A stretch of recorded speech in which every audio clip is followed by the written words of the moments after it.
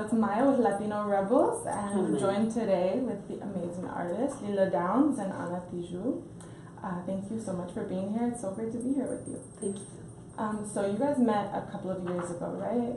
So how did this collaboration, this song Tinta Roja, tell me about your decision to collaborate. How did that happen? So this collaboration was born for this new project called Roja y Negro. And when we made this song, like automatically I thought about Lila. I don't know why Lila. About wine, I guess. So we contact Lila, and that's the way that we begin like to connect, and we make this long distance collaboration.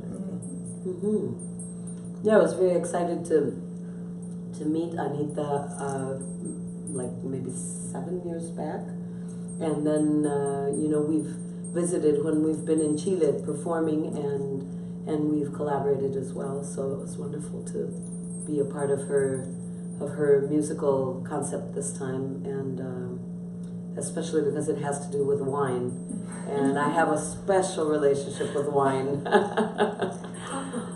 That's such a kind of Chilean thing too. Songs about wine. So can you just tell me a little bit about what it was like working together? Was there a favorite moment of that process? It was long distance, so how did that work? I think that when you get this long distance, like it's a little bit crazy because you don't see the person, but at the same time it's interesting because you don't know what is going to happen. Like you don't have a line or a direction at the same time than if it was together, perhaps, which I like about the long distance collaboration. It was cool. I think that it's different. I mean, I wasn't sure what was expected of me because I'm mainly a songwriter and songs, right? And so to me, it's kind of like a song, but it really isn't completely a song in my mind, and I love that. It's different, that it's kind of breaking genres, and also the lyric, of course, is beautiful. She's quite the poet, Anita. And was there kind of a favorite, like some kind of breakthrough moment or some moment of interaction that really stood out to you? We were thinking about that, like I don't remember. I'm terrible for this, but I remember I think that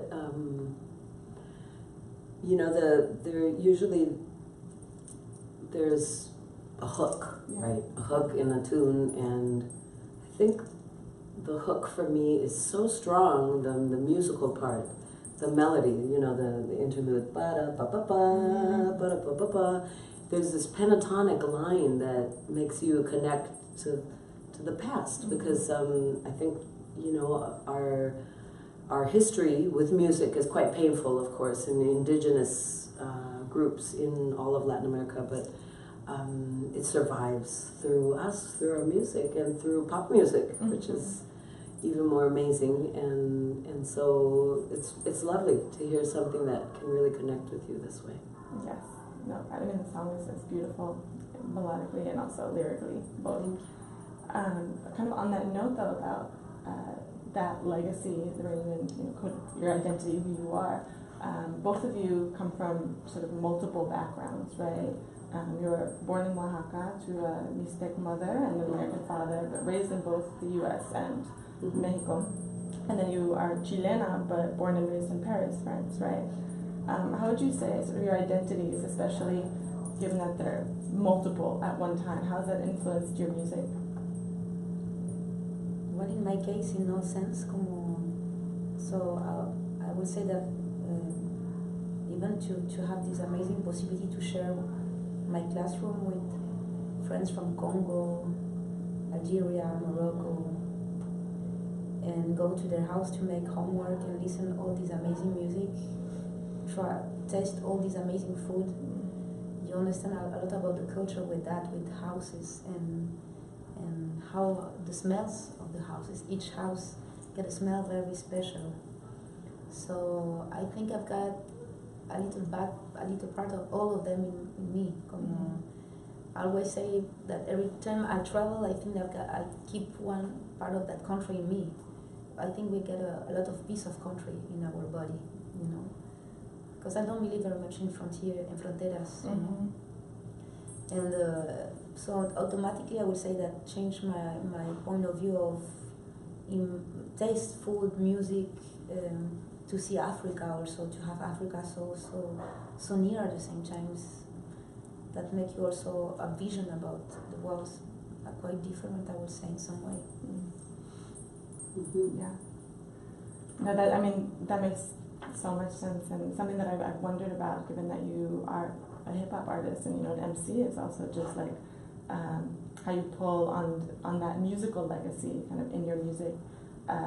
Most of so much of what you've done has been political, and I think hip hop can be such a great tool for political commentary. And I'm just wondering if you can speak on that as well. I think yes, hip hop. Like I will always say that I fall in love with hip hop automatically. Like he's my best husband and my worst sometimes. It was my school, my university, my doctorado. I learned so much about it, and I think it's also represent like the land of the people that we don't have the land also. That's why I think so many people in France will listen hip hop as kid, because so my parents were Chilean, but I was born in France, and I was not very Chilean because I didn't know very much about Chile, and I was not feeling French, even if I had the passport. But I was feeling hip hop. I was sure about it, So I think that represents like a strength also, but I'm not so agree with something, because I think hip hop is a tool, definitely, of a vision political. But I think every music. I don't think it's not only hip hop. For me, Miles Davis is political, and you don't have lyrics. And jazz is political, blues is political. Every music has been the testifying of a very historical, complex moment. Apartheid or colonization or repression, all kind of music, with a guitar, with a sitara, with Hindu music, with African music, and hip hop is one of them also. Yeah. And for you, Lila? I forgot the question. Oh. It's been a long time. Sorry. But basically, how's your background, influenced the political threads in your music? How has it shaped the direction of your music? So much. I mean, my existence, from the moment I was born, I imagine, because I was a half-breed according to Minnesotan life, legally. My mother's indigenous, and I think that I was in a denial of self for a long time. We were talking about bleaching your hair and how we both did it at one point. I did it when my father died when I was 16, who was the white man in the family. And soon after that, I just kind of converted into this blonde, tan person that they used to ask in Minneapolis. I remember they used to say, "Where did you get your tan?" And so these are kind of the skins that you can try on in this country. Actually, that's what makes this country great, is that you can be whatever you want and reinvent yourself. But definitely, I think I needed to go back to my roots and find, as we say in Indian life, we have a tradition of putting the belly button under a plant, and then the belly button is giving nutrients to this plant, and it represents your life. And so my grandmother did do that. She put my umbilical cord under this agave plant, and so naturally I returned to Oaxaca, and my influences are definitely Oaxacan, because we have very important folk fairs that have to do with volunteer organizing and communal organizing. So the vision is always very kind of like folk oriented. And like what she was saying a while ago is that, okay, so hip hop has lyrics that are political. Yes, but folk has always been political, has always been very critical of politicians, critical of race, critical of class. And especially in Latin America, where you can't really openly talk about these things unless you're a politician, and then everybody hates you anyway because you're corrupt. You know, it's important to have these venues that can make fun of all these awful things that are happening in society. Yes, no, absolutely. These are the main influences, but jazz is definitely. Miles Davis was one of the albums that was played by my father, who was a university professor, and also Thelonious Monk, and Cuco Sanchez, and Jose Alfredo Jimenez, and you know, later on I discovered Mercedes Sosa. You digo, changed my life. Amen. Yeah, Como amen. atrás. No, I mean, I've heard both of you talk about Mercedes Sosa. Yeah, Mercedes changed my life. Yeah. With good reason. It also sounds like you're both talking a little bit about using music as a way to talk back to power, and sometimes not literally or directly, but you know, what does that look like for you? How do you use your music in that way to like challenge power? Well, I think it's about recognizing where the power is, right? Because it takes a long time to figure that one out. Yeah. I think originally, being from a mixed family, I automatically noticed that when I was with my white father, I was treated so different than when I'm with my very dark, short mother. And so I guess, yeah, you see, okay, the power is over here. But how do you translate empowering yourself and feeling like you are worth a lot? It takes a lot of dedication and analysis of how are you to say things. And then in the end, I think it's really intuitive, and it's about the rhythms that are out there, and it's you know, tuning into that, some kind of ancient rhythm that connects to you. And in the end, I think that's what audiences seek. Sometimes even there may not be words, but that gives you the possibility of expressing your anger and angst and a lot of the things that are going on right now in this country, right? A lot of the hate and the discrimination and racism. On that note, I mean, your music, you said before you're not one for fronteras, right? Your music, both of you, crosses so many borders, both, you know, sort of the languages that you bring to it, but then also you have a global audience at this point, right? So what is borders, you know, big thing that we're talking about from a U.S. perspective, but is also, you know, obviously something that, a conversation that's happening in Mexico, in Chile now especially, with all this migration that's happening. What does it mean to you now to sort of create music in this political moment, you know, and for a global audience? I would say that, claro, como we are living in a high moment of violence, where there is not, the problem that we are living right now, I feel that it's not a local problem, it's a global problem. When you see the way that border has been built, wall or alambrados, they always repeat everywhere. You know, I remember I went to Nogales, Mexico. I crossed to Phoenix, Nogales, North America to Nogales, Mexico. I remember I was crossed with a Palestinian friend, and we were seeing the wall, and it was like, this is Palestine.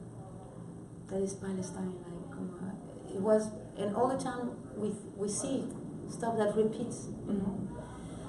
And of course, that music right now is one way of the denuncia, because it's got to do with what is happening to our people, you know, like, and this happening in North America, in Mexico, it's happening in Latin America. After you get racism between Latin Americanos, which is crazy, like between Africans with different ethnies. Then you got El Alambrado in Ceuta, and then you got all these refugees camp in Europe, and it's all about wall, all kind of wall in your head, and this fear about you, another human being, you know, and we are guilty to be born black, brown, Indian, woman, whatever, you know. So yes, I think music in this case like is an amazing tool, is a window, is a key to something, is perhaps to not only to denounce but also like to think together, because I got to be honest, I don't have all the answer. Like all the time, I see sometimes stuff that I say like 10 years ago and now, and I'm agree with myself, you know. And I think that's normal. So, because I think there's nothing worse than build a truth in ourselves. I think that's very dangerous when you eat yourself. Cuando te comes a ti mismo, no? And when you become a statue. So this is the truth. There is millions of kind of truth, you know. And that's the problem of the power, when the power no rota. And so I think yes, for me like is a way of throwing up all the feeling that I got, and sometimes all the sadness also, and sometimes the sadness that doesn't leave, just like keep there, and sometimes I feel more relief, but it's continuing, you know. And, but the music definitely helps. I think music lets us express a lot of inner things that sometimes have no words. There's no way to express a lot of frustration. I know that I've been saved by music, and I've been at the point where I almost didn't want to be here anymore, and a song saved me. Gracias a la vida saved me, even though it came from a woman who killed herself in the end, but that song saved my life at one point. It's Gracias a la Vida de Violeta Parra, a Chilean composer who worked with our indigenous roots as well in music. Absolutely, music, I mean, can provide that lifeline and that form of language that sometimes you don't find when you're speaking, you don't find necessarily in simply writing. It's an entirely different language, it sounds like you're saying. Are there any musical artists right now who are creating, songs, creating music that reflects the times, and that, that life-saving music that you're listening to? Yes, there are, but let me think. Who am I listening to? I mean, there's Kendrick Lamar lyrics. I was going to say the same. Yeah, his lyrics I've been listening to lately, right? Yes. It's very, it's right up there, and it's like, it's fresh. Yes. And you're very grateful to hear that, and especially to hear the popularity of it, right? Because there's always been great rappers that are kind of in the background, and but he's up there, so that's great to see that people are relating. Yes, I would say the same. Like I'm like yes, sister. Yeah. Sister. Like when you make All Right, I was like. That was the song I was thinking about. I was thinking about like I was feeling how you say everything that I feel like, and I would say also there is an amazing album from Common, and there is a song A Letter to Be Free, like with Bilal, and every time I listen to that song I'm like my skin is like, and I'm like just like I don't have words. That's how you know when you only have sounds to make. Yeah, it's like oh, qué rico. And so for a last question, I'm wondering just what do you want people to take away from Tinta Roja? How do you want them to feel, if you could imagine? Want them to feel, period. Yes. To begin, in a moment where we are taking out our feelings, I would say the same. I'm like, yes, sister, go. It's great to have somebody with you. Yes, I support you. So to feel. Yes. Anything beyond that? I would say that is powerful for me. Yes. Yeah. And what is it like? Creating new music just at this particular moment. I mean, this week, the last 2 weeks, even just in the U.S. have been there's a lot of intense stuff going on. Florida, a lot of violence, a lot of racism. These aren't new things, but certainly I think it's at a high. You're performing tomorrow. What is it like to express so publicly in this context. It's wonderful to see people uniting, to see the young people uniting and deciding to do something about this. I think that's going to happen. I'm optimistic about it. Yeah. I think it's a pleasure to be here. It's an opportunity. I'm a tourist, but I think it's an opportunity. And yes, to be here in this high moment of global violence. New York City is very happy to have you. I Thank think. you. So that's all I have for now. But everybody should listen to Tinta Roja, check out your albums, and Thank you. enjoy your concert tomorrow. Thank you so and much. watch this video later on Latino Rebels. Muchas Thank you. gracias. Muchas gracias a ustedes. Gracias.